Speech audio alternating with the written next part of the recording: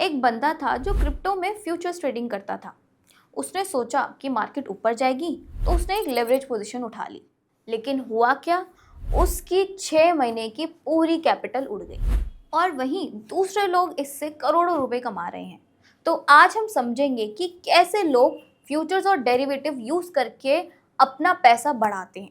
यानी कि आप ये सीखोगे कि इन दोनों का आपको स्मार्ट तरीके से ट्रेडिंग में कैसे इम्प्लाई करना है।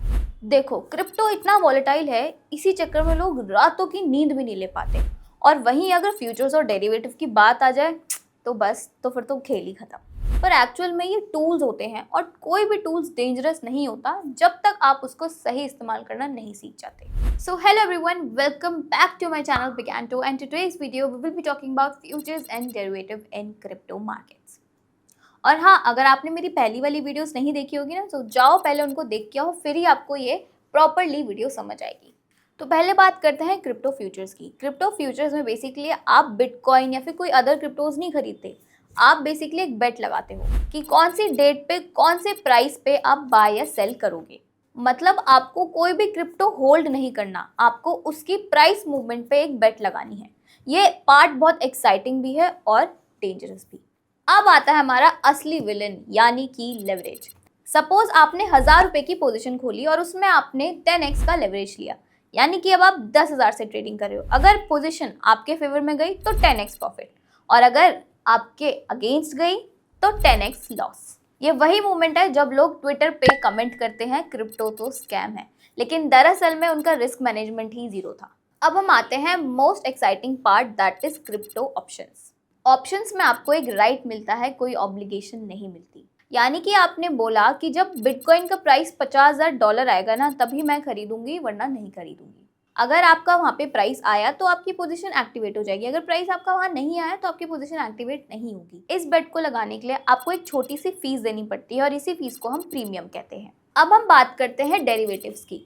बेसिकली जो डेरिवेटिव्स होते हैं ना, फ्यूचर्स, ऑप्शंस और बाकी के सारे फाइनेंशियल कॉन्ट्रैक्ट्स को मिलाकर जो भी चीज़ बनती है वो हमारी डेरिवेटिव्स कहलाती है। बेसिकली किसी भी अंडरलाइंग एसेट की वैल्यू से डिराइव होने वाले इंस्ट्रूमेंट्स। अब बात करते हैं कुछ कॉमन मिस्टेक्स के बारे में। सबसे पहला तो हाई लेवरेज लेना, बिना सोचे समझे लेवरेज उठा लेना, ये सोच के कि यार उसने भी ली तो मैं भी ले लेता हूँ।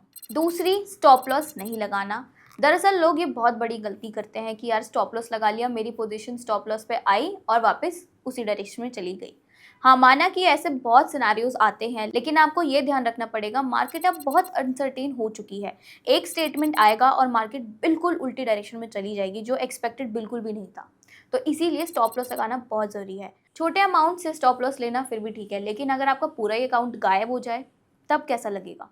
और तीसरा और सबसे इंपॉर्टेंट पॉइंट आता है इमोशनल ट्रेडिंग करना, यानी कि रिवेंज ट्रेडिंग भी करना। अगर आप इमोशनल होकर ट्रेडिंग करोगे तो आप ट्रेडिंग में कभी भी सक्सेसफुल नहीं हो पाओगे। आपको एक साइकोलॉजी और एक स्ट्रैटेजी सेट करनी है और उसी पे फर्म रहना है। It's called discipline trading.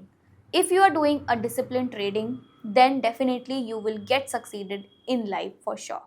तो समरी ये है कि फ्यूचर्स और डेरिवेटिव्स दुनिया के बड़े बड़े ट्रेडर्स यूज़ कर रहे हैं, लेकिन वो प्रॉपर रिस्क मैनेजमेंट के साथ कर रहे हैं।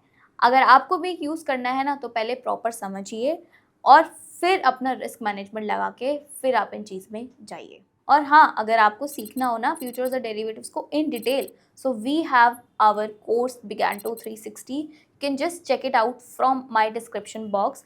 आप डायरेक्टली वहाँ से क्लासेस अवेल कर सकते हैं। तो बस इस वीडियो में इतना ही। अगर आपको मेरी वीडियो अच्छी लगी हो तो please don't forget to like, share, comment and also please press the bell icon. That's it for today. So let's meet in the next video. Till then, stay tuned and bye bye.